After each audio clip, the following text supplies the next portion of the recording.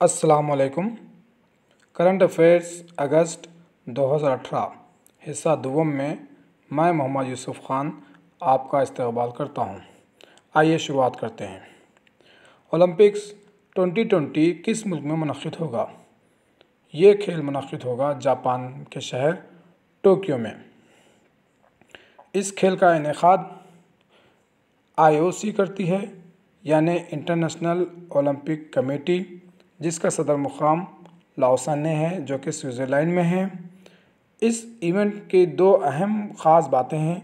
पहली बात तो ये कि इस इवेंट में फेशियल रिकॉग्निशन प्रोसेस को अमल में लाया जा रहा है, जिसके ज़रिए से खिलाड़ियों को उनके चेहरों से शनाख्त किया जाएगा। और दूसरी अहम बात, इस साल इस इवेंट में 321 इवेंट खेले जाएंगे।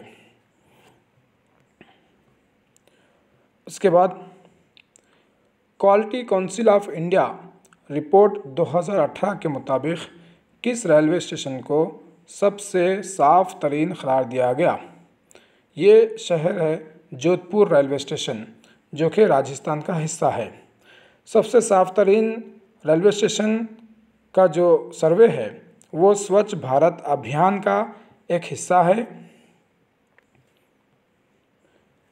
ये सर्वे क्वालिटी कंट्रोल ऑफ इंडिया ने कंडक्ट किया, जिसको यूनियन रेलवे मिनिस्ट्री ने रिलीज़ किया। ये सर्वे दो कैटेगरी में हुआ। पहली कैटेगरी है A1 कैटेगरी, जो कि बड़े बड़े रेलवे स्टेशन हैं। इसमें जोधपुर ने पहला मुकाम हासिल किया और सिकंदराबाद को 6वां मुकाम हासिल हुआ तेलंगाना की जानिब से। और दूसरी कैटेगरी है A कैटेगरी, जिसमें मारवाड़ ने पहला मुकाम हासिल किया और तेलंगाना की जानिब से वरंगल को 3रा मुकाम हासिल हुआ। ईज़ ऑफ लिविंग इंडेक्स 2018 में किस शहर ने अव्वल मुकाम हासिल किया? यानी रहने के लिए सबसे बेहतरीन शहर कौन सा है? तो पहला शहर है पूना। इसके अलावा आपको चंद बातें याद रखनी हैं। वो ये कि नंबर 2 पर है नवी मुंबई, नंबर 3 पर है ग्रेटर मुंबई। बाज़ दफ़ा ये सीरियल्स का याद रखना भी बड़ा अहम होता है। जिस तरह TRT में सवाल किया था कि दुनिया के सबसे अमीर तरीन ममालिक कौन से हैं, उनके सीक्वेंस में उनको जमाना था। इसमें 27वां जो मुकाम है वो हैदराबाद का है। इस सर्वे के लिए 111 शहरों का सर्वे किया गया, जो कि 1 मिलियन से ज़्यादा आबादी वाले शहर थे। और इस सर्वे को रिलीज़ किया है मिनिस्ट्री ऑफ हाउसिंग और अर्बन अफेयर्स ने। इंडिया के 53वें ग्रैंड मास्टर कौन बने हैं? ये बने हैं निहाल सरीन। निहाल सरीन हैं केरला के मुतवत्तिन हैं। ये इनकी उम्र सिर्फ 14 साल है। इन्होंने रिचर्ड रैपोर्ट को शिकस्त दी है अबू धाबी मास्टर्स 2018 के फ़ाइनल मुकाबले में। सबसे पहले भारत के जो ग्रैंड मास्टर थे वो ग्रैंड मास्टर थे विश्वनाथ आनंद, जो 1988 में बने थे। ये वही विश्वनाथ आनंद हैं जिन्हें राजीव गांधी खेल रत्न अवार्ड 1991 में दिया गया था, जो कि पहला राजीव गांधी खेल रत्न अवार्ड था। रोड सेफ्टी कैंपेन के ब्रांड एम्बेसडर किस अदाकार को बनाया गया? ये अदाकार हैं अक्षय कुमार। ये रोड सेफ्टी कैंपेन शुरू की है union ministry of road transport and highway authority ने।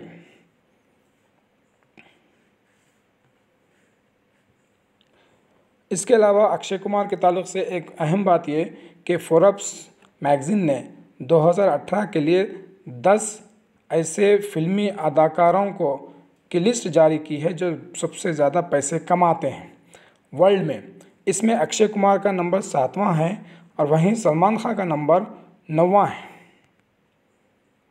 अगला सवाल, मुल्ला पेरियार डैम किस रियासत में है? ये डैम है केरला में। ये डैम बहुत अहम है।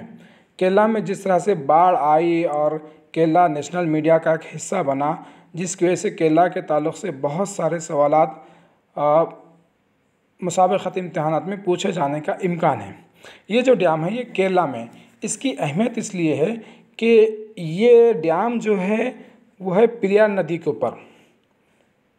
पेरियार नदी है मगरिबी घाट पर, और इस बांध का पूरा कंस्ट्रक्शन है केरला में, और इसको इस्तेमाल करता है तमिलनाडु। यानी इसको इस्तेमाल करने की अथॉरिटी मुकम्मल तौर पर तमिलनाडु की है। इसका पानी भी तमिलनाडु इस्तेमाल करता है, लेकिन इसका पूरा इलाका जो है जहाँ पर यह डैम है वो पूरे का पूरा केरला में। इस बात को लेकर दो रियासतों में बड़ा तनाज़ा चलते रहता है। सुप्रीम कोर्ट में भी ये मामला चल रहा है। इस डैम की खूबी ये है कि मगरिबी घाट में रहने की वजह से बहुत ऊंचाई पर यह डैम है, और तमिलनाडु को इससे फ़ायदा इस तरह से होता है कि जैसे जैसे डैम में पानी की सतह बढ़ते जाती है तो उसका जो बैक वाटर होता है, पीछे डैम के जो पानी जमा होता है, वो पानी सतह के बढ़ने की वजह से वो पानी डाउन में यानी इधर तमिलनाडु की तरफ पानी पूरा चला जाता है। जितनी सतह बढ़ेगी उतना पानी तमिलनाडु को जाएगा। लेकिन केरला का ये एतराज़ है कि ये डैम बहुत पुराना हो चुका है। 1887 में, जबकि केरला रियासत का नाम भी नहीं था, वो नाम था ट्रावनकोर रियासत थी, ट्रावनकोर स्टेट थी। जब ये डैम बनाया गया था, डैम बनाने के बाद तमिलनाडु को ये डैम 999 साल के लिए लीज पर दिया गया है ना। बड़े मज़े की बात, डैम है केरला में और इस्तेमाल कर रहा है तमिलनाडु। और अब ये जो सैलाब आया था इडुक्की डैम की वजह से आया था। इडुक्की डैम में जब पानी की सतह बढ़ गई तो उस पानी को रिलीज़ कर दिया गया था, जो कि नशेबी इलाकों में सैलाब की सूरत हाल बन गई थी। केरला नहीं चाहता कि अब ये जो डैम कमज़ोर हो गया है, जिसकी वजह से और कोई मुसीबत आए। इसको सुप्रीम कोर्ट ने बहुत सारे इसके ऊपर रूलिंग्स दिए हैं। चलिए आगे बढ़ते हैं। वन डिस्ट्रिक्ट वन प्रोडक्ट, ये इजलास कहाँ मुनक़िद हुआ? ये इजलास मुनक़िद हुआ लखनऊ में, जिसको रामनाथ कोविंद यानी सदर जमहूरिया हिंद ने 10 अगस्त 2018 को इसका इफ्तिताह किया। इसका अहम मकसद micro, small and medium enterprises को फ़रोग़ देना है। इस वन डिस्ट्रिक्ट वन प्रोडक्ट के हिसाब से 25 लाख रोज़गार मिलने का इम्कान है। उत्तर प्रदेश भारत की बहुत अहम रियासत है, क्योंकि ये इलाके के एतबार से ये इसका 4th रैंक है, और आबादी के लिहाज से 1 रैंक है। हर तरह से ये भारत के लिए बहुत इम्पोर्टेंट है। अगर रियासत उत्तर प्रदेश तरक्की करती है तो उसका असर पूरे मुल्क पे होगा। इसकी तरक्की के लिए वन डिस्ट्रिक्ट वन प्रोडक्ट को लॉन्च किया गया, यानी एक डिस्ट्रिक्ट में एक प्रोडक्ट की तैयारी पर बहुत ज़्यादा फोकस किया जाएगा। ये इस वजह से भी है कि उत्तर प्रदेश में बहुत सारे ऐसे इलाके हैं जो मुख्तलिफ रिवायती कामों के लिए मशहूर हैं। जैसे वाराणसी है, बनारस सिल्क साड़ी के लिए मशहूर है। भदोही डिस्ट्रिक्ट है, वो कारपेट के लिए मशहूर है। लखनऊ है, चिकन के काम के लिए मशहूर है। कानपुर है, चमड़े के सामान तैयार करने के लिए मशहूर है। आगरा है, चमड़े के फुटवियर तैयार करने के लिए मशहूर है। अलीगढ़ है, जहाँ पर ताले दुनिया भर में मशहूर हैं। मेरठ में खेल के से मुताल्लिक़ बहुत सारे सामान तैयार किए जाते हैं, वो भी वर्ल्ड फेमस है। फ़िरोज़ाबाद की कांच की चूड़ियाँ, हैदराबाद में जितने लोग चूड़ियाँ पहनते हैं वो तमाम के तमाम फ़िरोज़ाबाद से ही बन के आते हैं। इसलिए लाजमी है कि उत्तर प्रदेश की तरक्की हो, जिसके लिए वन डिस्ट्रिक्ट वन प्रोडक्ट की स्कीम को लॉन्च किया गया। Next, Jammu Kashmir high court की पहली खातून चीफ जस्टिस कौन बनी है? ये पहली खातून है जो जम्मू कश्मीर हाई कोर्ट की चीफ जस्टिस बनी है। इससे पहले ये हैं गीता मित्तल। इससे पहले गीता मित्तल जी दिल्ली हाई कोर्ट की चीफ जस्टिस थीं। इसके अलावा और 2 अहम खातून हैं जिनका नाम याद रखना ज़रूरी है। एक है फ़ातिमा बीबी, ये पहली खातून चीफ जस्टिस ऑफ इंडिया हैं, यानी इंडिया की पहली चीफ जस्टिस हैं फ़ातिमा बीबी। और एक है इंदु मल्होत्रा, जो कि हाल ही में बहुत ज़्यादा न्यूज़ में रही हैं। इनकी अहम खूबी ये है कि ये पहली वकील हैं जिन्हें डायरेक्ट सुप्रीम कोर्ट का जज बना दिया गया था। अगला सवाल, अक़वाम मुत्तहिदा के जनरल असम्बली के नए सदर कौन मुंतखब हुए हैं? ये सदर हैं मारिया फर्नांडा एस्पिनोसा ग्रेसेस। ये इक्वाडोर की सियासतदान हैं। इनसे पहले जो सदर थे वो थे मिरोस्लाव लाजाक।